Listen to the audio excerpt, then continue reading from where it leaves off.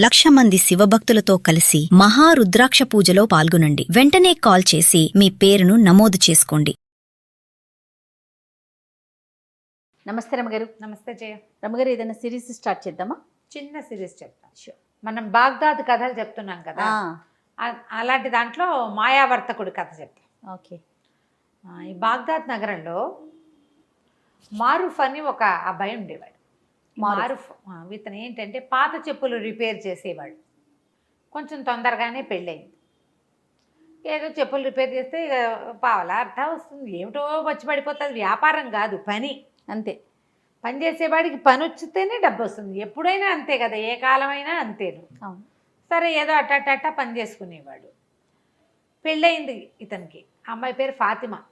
గంప గయ్యాళి, మామూలుది కాదు. డబ్బులు తెచ్చినా తిట్టేది, తేకపోయినా తిట్టేది. ఇంతే తెచ్చామని తిట్టేది, తేకపోతే అసలు రాలేదని తిట్టేది. కొంతమంది ఉంటారు, ఇప్పుడు కూడా ఉన్నారు. అయితే ఇతనికి ఏంటంటే కొంచెం పరువుగా బతకాలన్న కోరిక ఈ మారూఫ్కి. తెచ్చుకున్న పావలో అర్థో మన తిండికి చాలు, గొడవ పడకూడదు, తగాదా పడకూడదు, వీళ్ళు కొట్టుకుంటున్నారు అని చుట్టుపక్కల వాళ్ళు చెప్పుకోకూడదు. కానీ అలాంటి ఆశ ఏనాడు నెరవేరనిచ్చేది కాదు వాళ్ళ ఆవిడ, ఒప్పుకునేదే కాదు.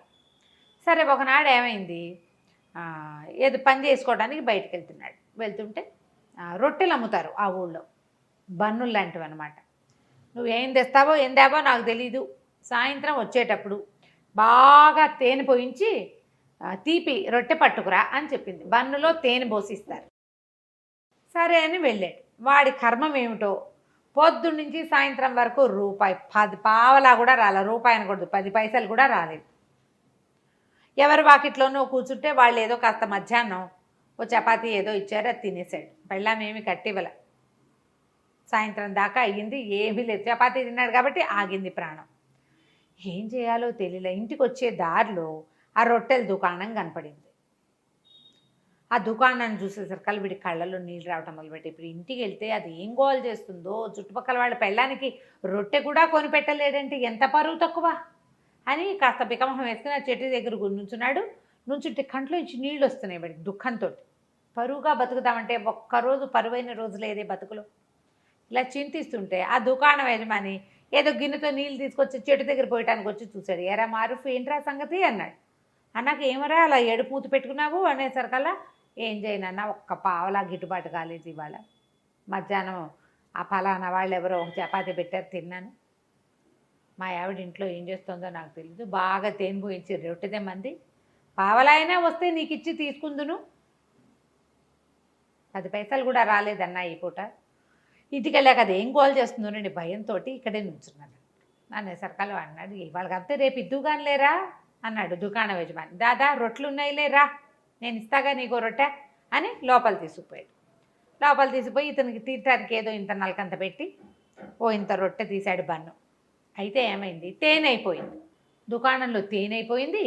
మేము పంచదార పాకం వేస్తున్నాను రా, మా దుకాణాలు అందరూ తినేస్తారు, ఎవరు ఏమనరు, మీ ఆవిడ కూడా పాకం పోసిస్తానని పల్చటి పంచదార పాకాన్ని ఆ రొట్టె నిండా పోసి ఆ పంచదార రొట్టె పుచ్చుకొని మారూఫ్ ఇంటికి వచ్చాడు. ఫాతిమా వాకిట్లో రెడీగా ఉంది. ఏం చేసుకొచ్చావు అని అడిచింది. తెచ్చానే రొట్టె అన్నాడు. ఆ రొట్టె తీసుకుంది ఆవిడ స్పీడ్గా. మొగుడు పొద్దు నుంచి తిరిగి వచ్చాడు, వీడికి అన్నం సున్నం మంచినీళ్ళు కాళ్ళు కడుక్కోవడం ఏమీ లేవు. అది తీసుకోవడం అంటే అది ఓపెన్ చేయంగానే అరిచొచ్చినాడా, నువ్వు ఇంతటి పిచ్చివి తెస్తావా అన్నది. అనేసరికి పిచ్చిదేంటి, మంచి రొట్టె, అక్కడ ఫలానా కొట్టు, నీకు తెలుసు కదా, మీ మేనమామకి తోడలుడు కొడుకు, వాడిదే కొట్టను. వాడు కొట్టయితే ఏంటి, నేను తేనె రొట్టె తెమ్మన్నాను, పంచదార పాకం పోసి తెచ్చావు అని మొదలుపెట్టింది. మీ నాన్న అంతే, మీ తాత అంతే, మీ ముత్తాత అంతే, మీ వంశమే అంతా ఇట్లా దిక్కుమాల సంబంధం చేశారు, ఎందుకు కొరగావు, తేనె రొట్టె తేలేవు పెళ్ళానికి అని తిట్టడం మొదలుపెట్టింది. అక్కడి నుంచి కాదు, వీళ్ళు ఇంట్లో చుట్టుపక్కల వాళ్ళంతా చేరారు. ఏమిటి అన్నారు. అనేసి అన్నాక ఒకళ్ళిద్దరు అన్నారు, ఏమొచ్చిందే మాయరోగం, రెండు ఒకటే కదా, ఏం పెద్ద తేడా ఉంటుంది, ఆ తేనె అయితే ఏమిటి, పంచదార పాకం అయితే ఏంటంటే నాకు అక్కర్లేదని రొట్టె ముక్కలు చేసి అక్కడ పడేసింది అంతది. ఇక ఇంకా గొడవ ఆడుతూనే ఉంది. వాళ్ళు మామూలుగా గొడవలు మొదలయ్యేసరికి మనమే ఏం చేస్తాం, అమావాస్య నాడు అట్టేసావా, పున్నన్నాడు పాపేసావా అని అడుగుతుంటాం. ఎక్కడికో వెళ్తాం. మన పెళ్ళైన రోజున, మన పెళ్ళప్పుడు మీ అమ్మ, మీ నాన్న, మీ చెల్లి, మీ అక్క, నువ్వు ఇలాగే తెగ తిట్టిపోసింది. తిట్టిపోసేసి మొగుడిని ఒక మొట్టికాయ కొట్టింది. బతిమలాడాడు, బాగుంటుంది రొట్టె తినవే తినవే అంటే ఏం చేస్తాడు వీడు, పొద్దున ఎప్పుడో తిన్న చపాతి ఆవిడ వండుకు తినేసింది, సాయంకాలం స్వీట్ కోసం ఇది దెమ్మంది. ఓహో. ఇక అక్కడ కూర్చుని మెల్లిగా రొట్టె ముక్కలు 4 నోట వేసుకున్నాడు. అయిపోయి అక్కడి నుంచి తెగ తిట్టిందా.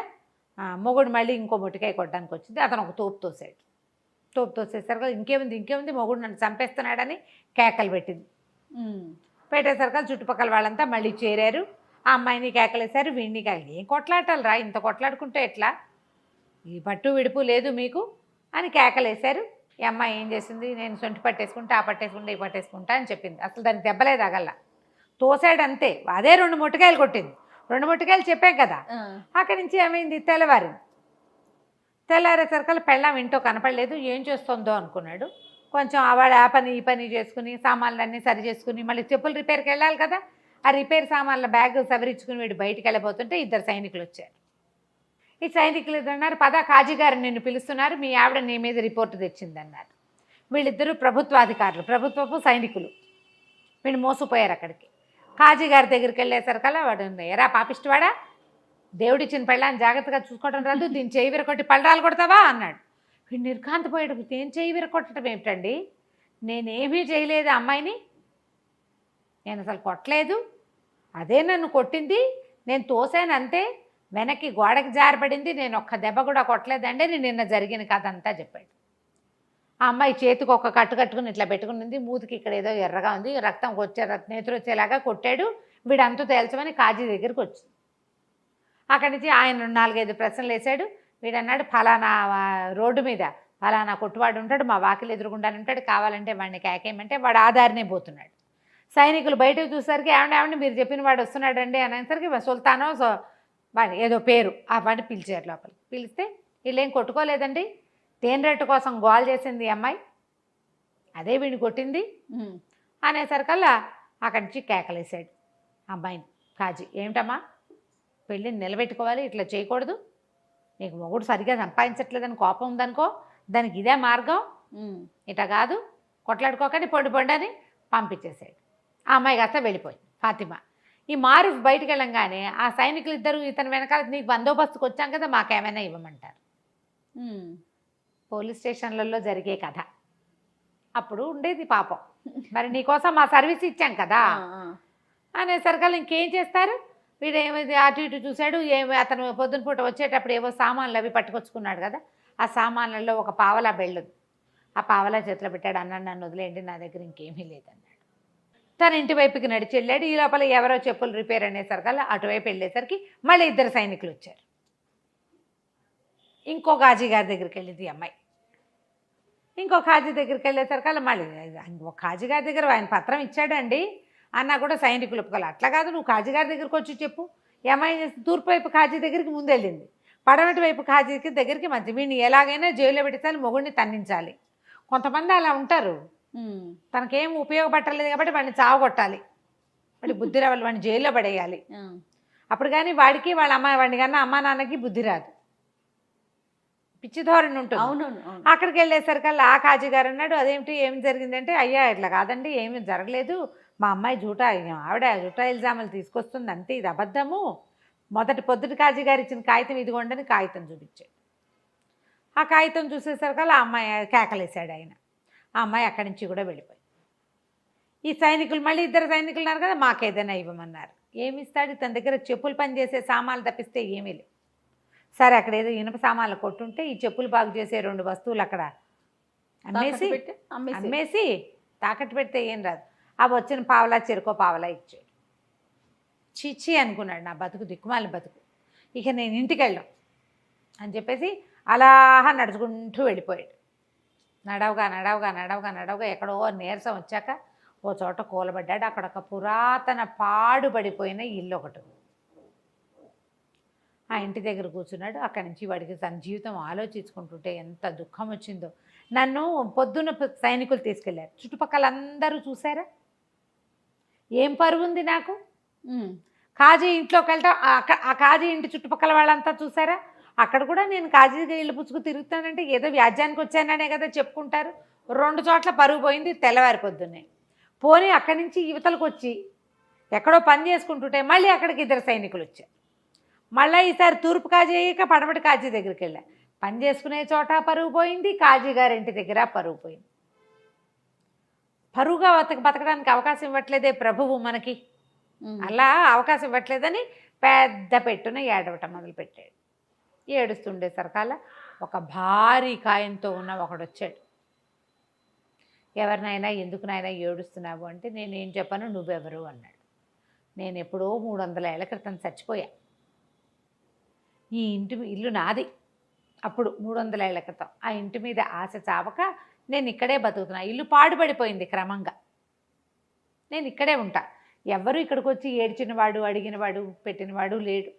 అంటే నీకు ఈ చెప్పుకుని ఏం ఇది ఉపయోగం, ఆరుస్తావా తీరుస్తావంటే ఆర్చగలను, తీర్చగలను, నీకేం కావాలో చెప్పు అంటే, ఎక్కడికైనా సరే నేను హాయిగా బతకడానికి ఒక ప్రదేశం కావాలి, నాకు పరువుగా బతకాలి, నేను ఎక్కడికైనా తీసుకెళ్ళి అంటే నగరంలో దింపుతానన్నాడు. బాగ్దాద్ నగర్ వద్దు, బాగ్దాద్ నగరంలో తూర్పున నా పరువు పోయింది, పడమట్ట నా పరువు పోయింది, నేను బతకలేను అంటే ఆయన ఏమన్నాడు, సరే నా వీటి మీద కూర్చో, నిన్ను నేను తీసుకెళ్తానని చెప్పేసి తీసుకెళ్ళిపోయాడు.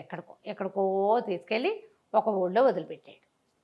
తెల్లవారేసరికి అక్కడ ప్రత్యక్షం అయిపోయాడు. రాత్రి ఎక్కాడు, తెల్లారేసరికి ప్రత్యక్షం అయిపోయాడు. ఆ భూతం కాస్త వెళ్ళిపోయింది అవతలకి.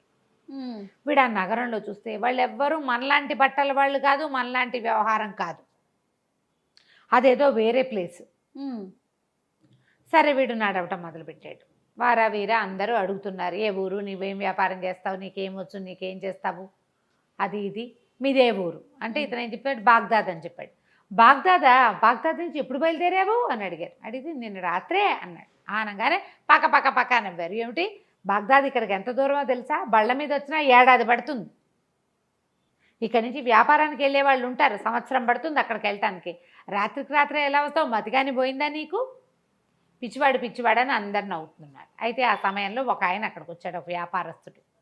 చూసి ఎవరు ఏమిటి అని అడిగి మిగిలిన వాళ్ళందరినీ కేకలేసాడు. ఏంటి పై ఊరు నుంచి ఎవడో వస్తే ఆయన ఏం నిద్ర సరిగ్గా లేదో, అందుకని ఏదో తీర్పుమరుపుగా చెప్తున్నాడు, నేను మాట్లాడతాను, మీరంతా పొండి అని అందరినీ కేకలేసి అతన్ని తీసుకొచ్చాడు. తనతో పాటు ఓ సావడి లాంటి చోట కూర్చోబెట్టాడు. ఆ చావట్లో భోజనశాల ఒకటి ఉంది వెనకాల. వాళ్ళని కేకేస్తే వాళ్ళు వేడి తేనీరు 2 రొట్టెలు పట్టుకొచ్చారు. చేరుకో 2 రొట్టెలు తిన్నారు, టీ తాగారు. టీ తాగాక అతను అడిగాడు, ఏ ఊరు మీది, ఎవరు ఏమిటి అంటే, బాగ్దాద్ నగరం, ఇట్లా పరుగు పోయిందని నేను ఊరు నగరపు చివర్లో శివార్లలో ఉన్న ఒక పాత ఇంట్లో పడుకుని ఏడుస్తుంటే ఓ భూతం నన్ను ఇక్కడ దింపిందంటే ఆయన ఆశ్చర్యపోయాడు. అవునా అనేసి, బాగ్దాద్ నగరంలో మీది ఏ ఊరు, ఏ ప్లేసు అన్నాడు.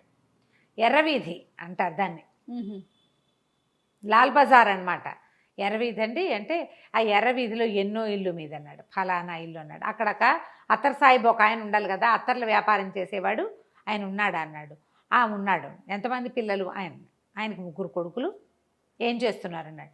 పెద్ద అతనేమో మదరసాలో టీచరు, 2వ అతను దర్జీ, 3వ వాడు చిన్నప్పుడే లేచకపోయాడు, చిన్నప్పుడే వెళ్ళిపోయాడు. నా వయసు వాడే, కాస్త 1-2 ఏళ్ళు పెద్దవాడు. మేమిద్దరం చిన్నప్పుడు కలిసి ఆడుకునే వాళ్ళం.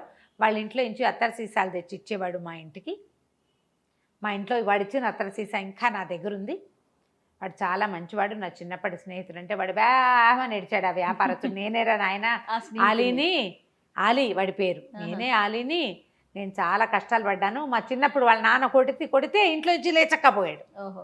ఆ లేచక్కపోయిన వాడు అలా తిరుగుతూ ఈ నగరానికి చేరి ఇక్కడ ఉండిపోయాను, ఇక్కడ స్థిరపడ్డాను, వ్యాపారం చేసుకుంటున్నాను, నువ్వు ఒక పని చెయ్యి. ఇక్కడ ఏంటంటే ఇదంతా వ్యాపారస్తుల కోడళ్ళు ఇవి, ఇక్కడంతా వ్యాపారస్తుల పేరు గొప్పే నడుస్తుంది.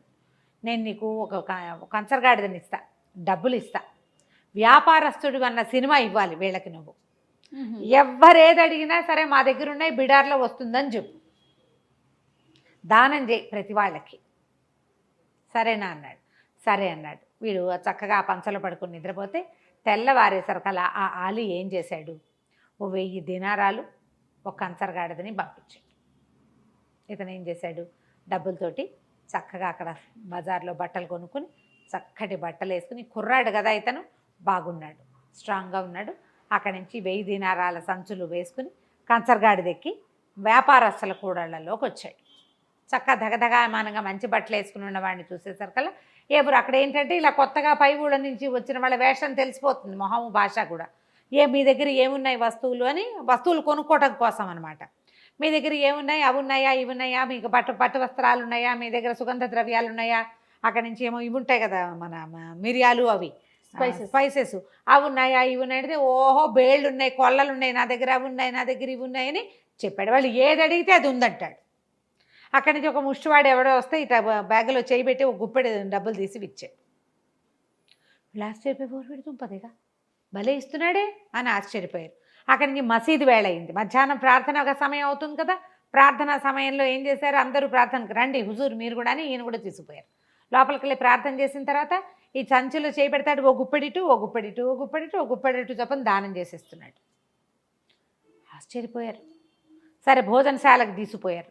ఇవాళ భోజనం నా ఖర్చు అని అందరికీ భోజనం 100 దీనారాలు పెట్టి భోజనం పెట్టి చేశాడు. చాలా ఆశ్చర్యపోయారు. ఆశ్చర్యపోయి ఎప్పుడు వస్తుంది మీ బిడారు ఏమిటంటే, వస్తుంది, నేను ముందు వచ్చేసాను, చాలా సామాన్లు ఉన్నాయి, 500కి పైగా గాడిదలు, అవన్నీ రావాలి. బిడారు వచ్చాక మీకు ఎవరు ఏది అంటే వ్యాపారస్తులు బిడారంటే రావాలి కదా, ఒక సమూహంగా కొన్ని 100 బళ్ళు కలిసి వస్తాయి.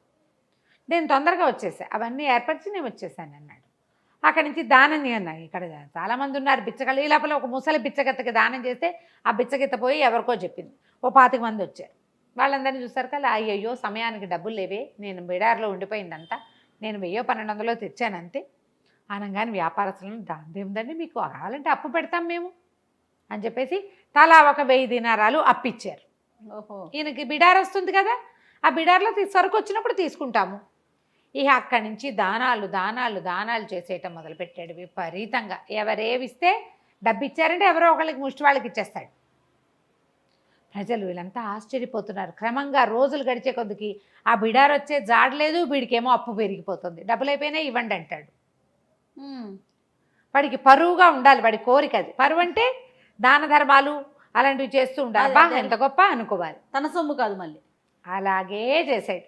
చేయగా చేయగా చేయగా చేయగా చేయగా రోజులు గడిచేసరికి వ్యాపారస్తులకు భయం పట్టుకుంది. 60,000 దినారాలు అప్పు పడ్డాడు వాడు. వాడు మాత్రం హుందాగానే ఉన్నాడు, హుందాతనానికి ఏమీ లోట్లేదు. అది వచ్చాక ఇస్తాను అంటాడు.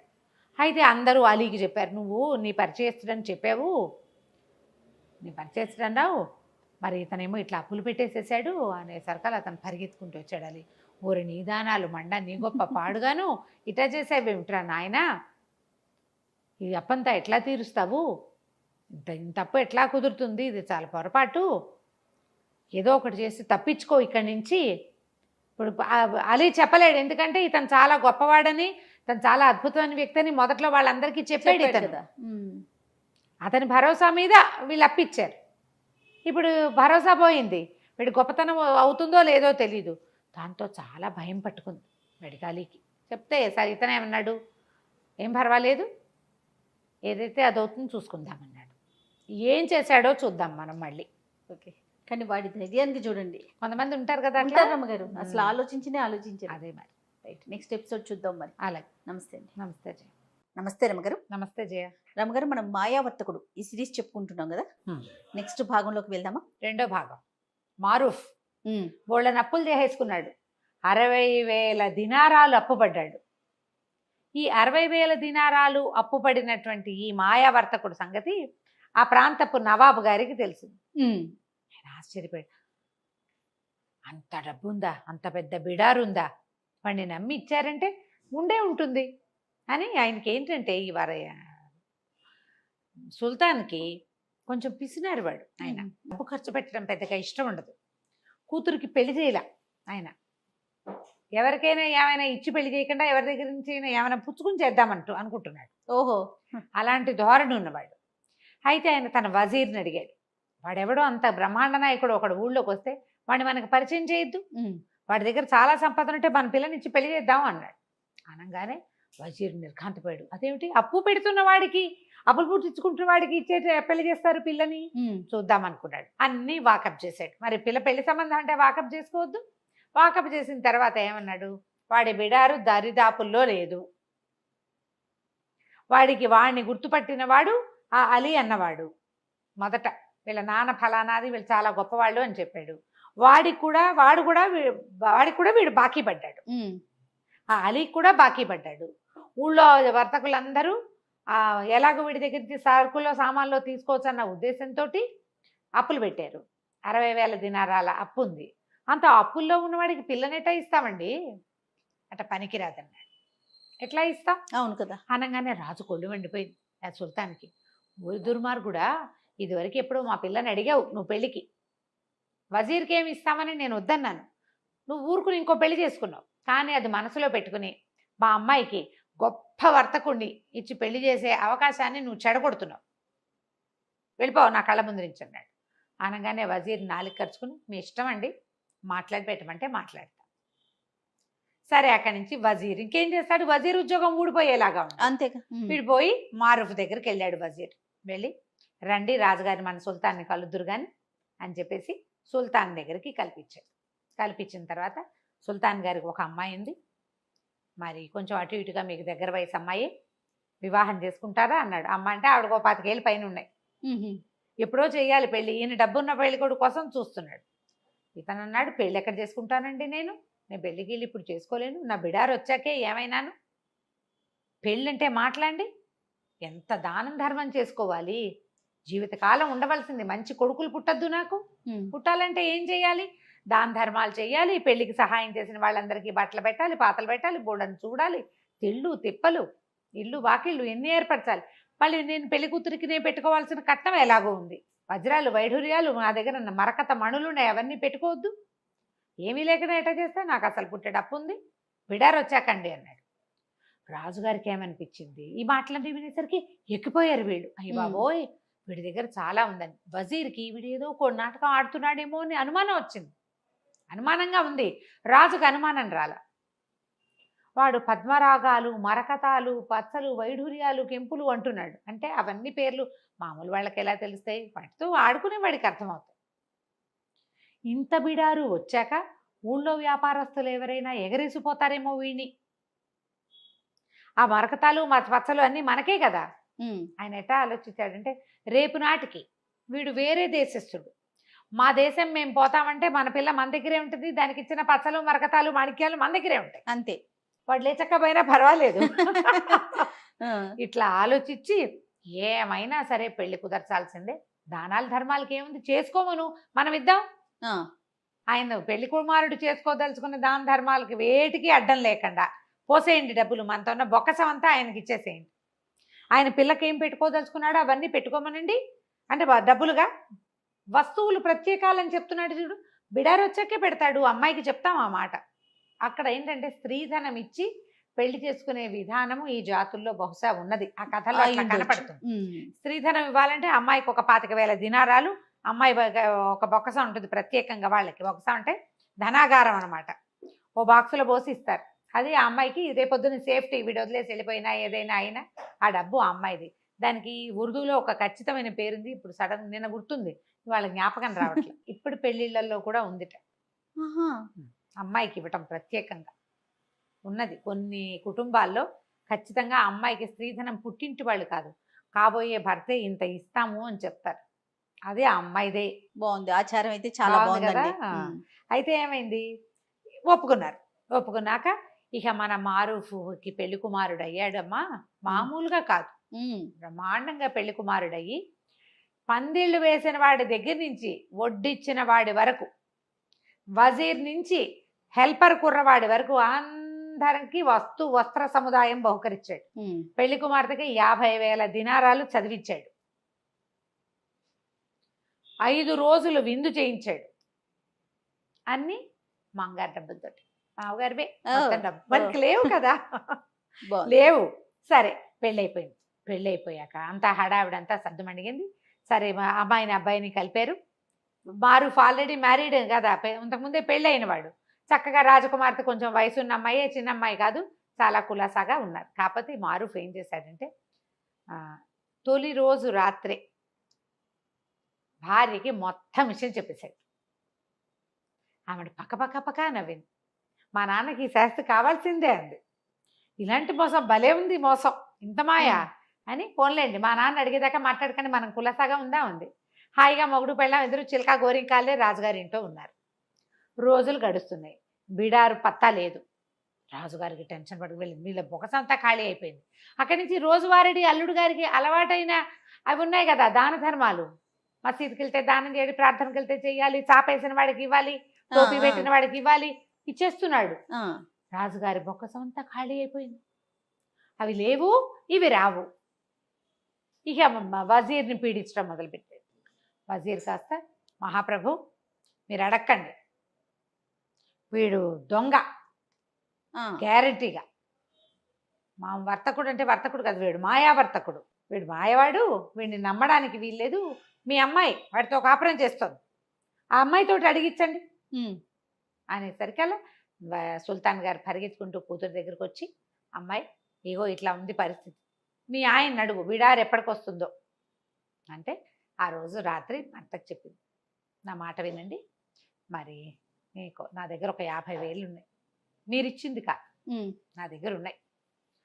ఆ అమ్మాయి జమ చేసుకుంది, వాళ్ళు వీళ్ళు ఇచ్చిన డబ్బులు, ఏదైనా తండ్రి ఏదైనా బర్త్డేలకు ఇచ్చింది, ఆ అమ్మాయి ఖర్చులకు ఇచ్చినవి అవన్నీ పక్కకేసి పెట్టుకుని, మీరు ఇచ్చిన బాక్స్ బాళంగా బాక్స్ అట్లాగే ఉంది, అది ముట్టుకోరట, ఖర్చు కూడా పెట్టట్టు, దాన్ని ఇస్తాను, ఇవి పుచ్చుకుని వెళ్ళిపోండి, ఎక్కడో చోట బతకండి, వస్తాడని చెప్తా మా నాన్నకి. కొద్ది రోజుల వరకు నువ్వు వస్తావు, బిడార్ కోసం వెళ్ళాడు వస్తాడు అంటే ఓ నెల రోజులు ఆగుతాడు కదా, ఆ నెలలో నువ్వు ఈ దేశం చేరిపోతావు, ఏదో ఒక దేశం చేరిపోయి ఏదైనా చిన్న వర్తకం చేసుకుని బతకండి అని చెప్పేసి సరే ఇతను 50,000 దినారాలు పుచ్చుకుని ఏం చేస్తాడు, అయ్యో ఇంత చక్కటి భార్య, ఇంతకుముందు రాకాసి మొహంది అది, ఇంతకుముందు ఉన్న భార్య ఏమిటి 3 కాజీల దగ్గరికి తిప్పింది కదా, బోళ్ళంత డబ్బులు, పైగా తనే దెబ్బలు కొట్టుకుని వీడే కొట్టాడు అంటుంది, దుర్మార్గురాలు. దాన్ని వదిలేసి వచ్చిన బాధ లేదు, ఈ అమ్మాయి ఇంత చక్కటి మనిషిని వదిలిపెట్టాల్సి వస్తుందని చాలా చింతపడ్డాడు. కానీ ఇంకేం చేస్తాడు, 50,000 దినారాలు పుచ్చుకుని ఓ గుర్రాన్ని దేనో సంపాదించి పారిపోయాడు. మర్నాడు పొద్దున మధ్యాహ్నానికి ఓ భోజనాలు అయిన తర్వాత సుల్తాన్ వచ్చి కూతుర్ని అడిగాడు, ఏమిడమ్మా మీ ఆయన ఏమిటి సమాధానం చెప్పాడంటే, ఏమో నాన్న రాత్రి ఏదో ఉత్తరం వచ్చింది ఆయనకి, ఉత్తరం వస్తే సరే ఇగో బిడారు దారిలో ఉందిట, అక్కడ ఏదో ప్రాబ్లం అయిందిట, బిడారు దొంగలు దోచుకున్నారని రమ్మని కబురు వచ్చింది, మా ఆయన పరిగెత్తుకుంటూ వెళ్ళాడు, మరి అదేదో చూసుకుని వస్తాడు, మీరు కంగారు పడకండి అంది. అనగానే మన వజీర్ అన్నాడు, మహారాజా అయిపోయింది ప్రభు, అయిపోయింది సుల్తాన్ అన్నాడు. అవి వెళ్ళిపోయాడు, ఇక రాడు. మీ కూతురే అబద్ధం చెప్తుందో మీ కూతురికి వాడే అబద్ధం చెప్పాడో నాకు తెలియదు. గ్రహించాడు ఆయన గ్రహించాడు, సుల్తాన్ గారు గ్రహించట్లా, ఈయన డబ్బు తాపత్రయం కదా, వస్తాడేమో కూతురిని నమ్మాడు ఆయన, 25 ఏళ్ల కూతురు, అదేమన్నా చిన్నపిల్ల, అమ్మాయికి అన్నీ తెలుసు కదా. సరే కొద్ది రోజులు ఆగుదాం అనుకున్నారు, చూద్దాం తర్వాత వాడి కోసం వెతుకుదాం, ఈ లోపల ఖాళీ అయిపోయిన బొక్కస నింపే పని చేసుకోవాలి పాపం వాళ్ళు. ఈ మారూఫ్ ఏం చేశాడు, గుర్రం వేసుకుని వెళ్ళాడా, వెళ్ళగా వెళ్ళగా వెళ్ళగా వెళ్ళగా ఒక 2-3 రాత్రులు గడిచినాయి. 4వ నాటి సాయంకాలం ఒక బీడుగా ఉన్న ఒక పంట పొలాల మధ్యలోకి చేరాడు. ఈయన మంచి బట్టలు, మరి నవాబు గారు అల్లుడుగా ఉన్నాడా, చక్కటి గుర్రం చూసి ఆ రైతు మంచినీళ్ళు ఇచ్చాడు. ఇక్కడ ఏమైనా ఆహారం దొరుకుతుందా, ఆకలి దహించుకుపోతుందంటే, బాబు ఏదంటే చిన్న ఊరండి, మీలాంటి గొప్పవారికి ఆహారం సరిపడా ఇవ్వగలిగే ఊరు కాదు, నేను ప్రయత్నం చేసి వస్తా, ఇదిగో ఇదేదో తాగండి అని ఒక షర్బత్ ఏదో తెచ్చుకున్నాడు వాడు, చిన్న ముంతల పోసుకుని ఇచ్చి, మరి చెట్టు కింద ఉండండి, మీకు ఏదైనా ఆహారం ఏర్పాటు చేసుకొస్తాను బాబు అంటే ఒక 2 దినారాలు వాడి చేతిలో పెట్టాడు. సరే వెళ్ళిపోయాడు, అతను వెళ్ళిపోయాడు. ఈ మారూఫ్ ఇప్పటికీ కొన్ని నెలలుగా వ్యాపారస్తుడుగా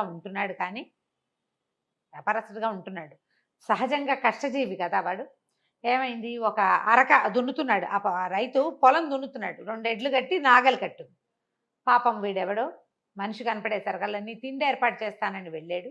వాడు వచ్చే లోపల 2 పర్రాలు దున్నితే కనీసం వాడు కాస్త సంతోషిస్తాడని ఇతను ఏం చేశాడు, ఆ జాట్లోకి పోనిచ్చాడు, ఎద్దుని దున్నడానికి 2 ఎడ్లని హే హే అన్నాడు కానీ దానికి ఇట్లా జాలుగా ఉంది. మామూలుగా ఎలా ఉంటుంది, అరక ఒక రౌండ్లో దున్నుతారు కదా, దానికి ఒక గీత కనపడుతూ ఉంటుంది. ఇతనికి అలవాట్లేక హే హే అనేసరికల్లా అవి ఇట్లా పోకుండా ఇట్లా పోయినాయి పక్కకి. ఈ పక్కకి పోయేసరికల్లా ఈ నాగలి ఇంకో పక్కకి లాగింది, మొదటి గీతలో లేదు, 2వ గీతలో ఉందన్నమాట. ఆ గీతలోకి వెళ్ళి వెళ్ళి వెళ్ళి ఎక్కడో పట్టేసింది. ఎంత హే అన్నా హై అన్నా ఏమీ రావటం. ఇతను కొంచెం గట్టిగా అదిరిచ్చి తను కూడా అరకపుచ్చుకొని లాగడానికి ట్రై చేశాడు. కింద ఏదో పట్టుకుపోయినట్టు అర్థమైంది. సరే ఏం చేశాడు, అరకని వదిలిచ్చి ఆ పక్కన ఏదో పలుగు గుణప ఉంటే అది తవ్వాడు. తవ్వితే కింద ఒక పెద్ద స్క్వేర్గా ఒక రాతి పలక లాంటిది ఉంది. ఏదో ఉంది దీని కింద అనిపించింది. ఇక దాని గుణపం పెట్టి ఒక్కో చుక్క ఒక్కో ముక్క చొప్పున అంగుళం చొప్పున దాన్ని పక్కకు తోయటానికి ప్రయత్నం చేశాడు. ప్రయత్నం చేస్తే కొంతమేర గ్యాప్ వెళ్ళేసరికల్లా లోపల ఒక తొట్టెలాగా కనపడుతోంది. ఏదో ఉంది. ఆ తొట్టె లోపలికి ఈ గుణపాన్ని పోనిచ్చి దాన్ని పలకని తోసాడు. అవుతుంది తోస్తే లోపలికి మెట్లుంది. ఇది ఒక నిమిషంలో జరిగిన పని కాదు, ఒక గంట టైం తీసుకుంటుంది కదా. అతను భోజనం వండించడానికి వెళ్ళాడు. మొత్తం పొలాలన్నీ నెరాబాగా ఖాళీగా ఉన్నాయి, ఏమీ లేదు. ఆ మెట్లు కనపడేసరికల్లా ఇతను ఏం చేశాడు, ఆ గుణపాన్ని బయటికి తీసేసి ఆ మెట్ల కొంచెం ఇంతే తోసాడు. మొత్తం తొయిలేపోయాడు. కొంతమేర తోస్తే మెట్లు కనపడ్డాడు. అందులోకి దిగిళ్ళాడు. దిగిళ్తే కుప్పలు తెప్పలుగా బంగారం ఉంది లోపల. ఇక మణులు మాణిక్యాలు ఎంత బంగారం ఉందో, కోట్ల కొద్దీ డబ్బు. ఆశ్చర్యపోయాడు, ఎంత అదృష్టం అదే కదా. సరే ఏం చేశాడు, పైకి వచ్చేసి ఆ పల్లని యథాతథంగా మళ్ళీ మెల్లిగా ఎంత తోసాడు, తను పట్టడానికి కింద మేర తోసాడు. ఒక మూరం బాతిగా తోసాడు. మళ్ళీ తోసేసి మట్టి యథాప్రకారం లాగేశాడు. చెట్టు కిందకి వచ్చినాడు. పోయి ఒక 2 గంటలు గంటన్నర గడిచాక ఆ రైతు బకర ఇది చేసుకుంటాడు, సేద్యం చేసుకుంటున్నవాడు చక్కగా 4 ముంతలు చెంబులు అన్ని పెద్ద సంచులు పెట్టి పట్టుకొచ్చాడు. బాబు నేనే మా ఇంట్లో వండించానండి, మీరు 2 కాసులు ఇచ్చారు, మరి మా ఆవిడతోటి వండించాను, ఇంట్లో చేసిన వంటే తినండి అన్నాడు. అన్నాక మారూఫ్ కూర్చొని తను తింటూ ఈ అబ్బాయికి కూడా పెట్టాడు, నువ్వు కూడా తినబోయి అన్నాడు. అన్నాక ఈ పొలాలు ఏమిటి ఇదంతా అంటే, ఇది ఏం జరిగింది, పాత రోజుల్లో ఎవరో రాజులు ఇక్కడ తవ్వి దాచిపెట్టుకున్నారు నిధి. ఈ తవ్వి దాచిపెట్టుకున్న తర్వాత ఈ అలాంటి ప్రాంతాల్లో ఏంటంటే ఇసుక తుఫాన్లు అవి వచ్చేసి ఇదంతా మూసుకుపోయింది. ఆ రాజులు పోయారో ఏమయ్యారో, ఎన్నో తరాల నాటివి అవి. ఆ తర్వాత మట్టి కప్పడిపోయింది, మెల్లిగా సైద్యంలోకి దిగారు. ఆ పర్టికులర్ హుక్కు ఈ రైతుకి ఏనాడు తగల్లా, అది మామూలుగా బంజరుగా ఉంది. ఈ మధ్య అతను తవ్వుకోవటం మొదలుపెట్టాడు. ఏమన్నాడు, బాబు ఇక్కడ ఏం పెద్దగా పంటలు పాడు ఏం పండవండి, ఇట్లాగే ఎడారిగా ఉంటుంది, సరే ఏదో ఒకటి చేద్దామని నేను ప్రయత్నం మొదలుపెట్టాను, ఇప్పుడేనండి తవ్వు చేస్తున్నాం అంటే ఈయన ఏమన్నాడు, అరే అబ్బాయి నీకు 50,000 దినారాలు ఇస్తా, ఇది మొత్తం నాకు అమ్మేసి అంటే. ఆశ్చర్యపోయాడు. 50,000 లెక్క పెట్టుకోవడం లేదే ఇదిపోయాడు రైతు. బాబు అంత గొప్ప పని చేస్తారండి, చేస్తా, నేను ఇక్కడే ఉంటా, నాకు ఒక షెడ్ వేయటానికి సహాయం చేయను, ఒక గుడారం వేసుకోవడానికి సహాయం చేయి, ఈ నేల కావాలి నాకు, నా బిడారు రాబోతోంది అని చెప్పాడు. రైతు చాలా సంతోషించాడు. ఈయన ఇచ్చిన 50,000 దినారాలు తీసుకెళ్ళు ఈయనకు ఒక పెద్ద చక్కగా పడుకుని హాయిగా కూర్చోవడానికి అన్నిటికీ విశాలంగా ఉండేలాగా కుటీరం లాంటిది ఏర్పాటు చేశాడు. అక్కడే ఉండిపోయాడు మారూఫ్ కొద్ది రోజుల పాటు, నెలన్నాడు. ఈ లోపల కావలసినప్పుడల్లా ఈ మట్టి తోసేసి అందులోకి వెళ్ళి తీసుకొని డబ్బులు తెచ్చుకుని పెట్టుకుని ఆ దారిన వచ్చిన కంచరగాడిదలన్నీ కొనుక్కున్నాడు. ప్లాను కంచరగాడిదలు కొన్నాడు. చిన్న చిన్న బిడార్లు వస్తాయి, మీ బిడారు నేను కొంటాను, ఎంత కమ్ముతావు అని మాట్లాడి డబ్బిచ్చి కొనేసుకున్నాడు. బిడార్లతోటి జనరల్గా పని వాళ్ళు వస్తారు, తనే సామాన్లు ఒక్కొక్కటి అన్నీ ఏర్పరచుకుని కనీసం ఒక 1000 కంచరగాడిదలు కొన్నాడు. అన్నీ కొన్నాక ఒక రోజంతా పనిచేసి ఈ కిందున్న మొత్తం వజ్రాలు బంగారం అన్నిటిని మూటలు కట్టించి ఆ గాడిదల మీద వేసుకుని ఆ మొత్తం బిడారిని నవాబు గారి దగ్గరికి తన భార్య దగ్గరికి తరలించుకుపోయాడు. నెల దాటిపోయింది. నెల దాటంగానే ఇక సుల్తాన్ ఇంక నేను ఆగలేనని కూతురిని చెడదిట్టాడు, వజీర్ని తిట్టాడు. ఏమైనా సరే వాడి మీద ఒక కాగితం పుట్టించి అన్ని దేశాలకి పంపించాలి, ఇలాంటి వాడు వస్తే వీడు బొమ్మగిచ్చండి, ఇలాంటి వాడు వస్తే వీడిని పట్టుకోమని. ఇంతలో ఏమైంది, ఏదో పెద్ద బిడార్ లాంటిది వస్తోంది. 1000 గాడిదలు ఒకేసారి వస్తే ఎలా ఉంటుంది, పెద్ద వాండర్ పెట్టుకుంటూ దుమ్ముగా. కంచర్ గాడిదలు అంటే ఉట్టి గాడిదలు ఉండవు, కొంచెం పెద్దగా ఉంటాయి, గుర్రాలకి దగ్గరలో ఉంటాయి. అక్కడి నుంచి సైనికులు పరిగెత్తుకొచ్చారు. అల్లుడు గారి బిడార్ వస్తుందండి. రాజు కూతురు పరిగెత్తుకుంటూ వెళ్ళారు. ఎదురుగా వెళ్తే ఆయన ఏమన్నాడు, మారూఫ్ చెప్పాడు, దొంగలు పడి మొత్తం బిడారంతా పోయిందండి, ఏదో ఈ 4 మిగిలినాయి, సరుకేం సరుకు రాలేదు. ఎందుకంటే వాళ్ళకి ముందు వాళ్ళకి ఏం చెప్పాడు, సుగంధ ద్రవ్యాలు ఉన్నాయి, స్పైసెస్ ఉన్నాయి, దినుసులు ఉన్నాయి, పట్టుతానులు ఉన్నాయి చెప్పాడు. మొత్తం సరుకంతా పోయింది, సంపద మాత్రం సగం మిగిలింది. సగం కూడా కాదు, సంపదలో కొంత మాత్రం మిగిలింది, ఇవే తీసుకొచ్చాను అని చెప్పాడు. రాజు నిర్ఘాంతపోయాడు. ఆ వచ్చిన సంపదతోటి ఆయన 100 సార్లు అమ్మి 50 సార్లు కొనొచ్చు. చాలా ఆశ్చర్యపడి మొత్తం గాడిదలు తెచ్చిన అవన్నీ వీళ్ళు దాచుకోవటానికి ఒక పెద్ద బిల్డింగ్ కట్టుకోవాల్సి వచ్చింది వాళ్ళు. అంతుంది ఆ కింద. ఆ తర్వాత మారుఫే ఆ రాజ్యానికి సుల్తాన్ అయ్యాడు. అప్పులన్నీ తీర్చేశాడు. అప్పటి నుంచి పిచ్చిదానాలు మానేశాడు. వ్యాపారం చేయటం మొదలుపెట్టాడు. తన స్నేహితుడు అలీని సహాయకుడుగా పెట్టుకున్నాడు. ఈ ఈయన కొంతకాలం రాజుగారికి వజీర్గా ఉన్నాడు. తర్వాత అతనే రాజు అయ్యాడు. అదృష్టం ఉండటం వల్ల అతనికి ఇట్లా కలిసి వచ్చింది. ఎవరికి కలిసి వస్తాయి అట్లా అదే కదా కదా. అసలు దొరకటం ఏంటి, ఆ పొలంలో దున్నటం ఏమిటి, దొరకటం ఏమిటి. కాకపోతే అతను డబ్బు వస్తే తను అందరి దగ్గర తీసుకుంది దానం చేయటం వల్లే అతనికి లాభించిందని భావించాడు అనమాట. దానగుణం. కథ కంచికి మనం ఇంటికి.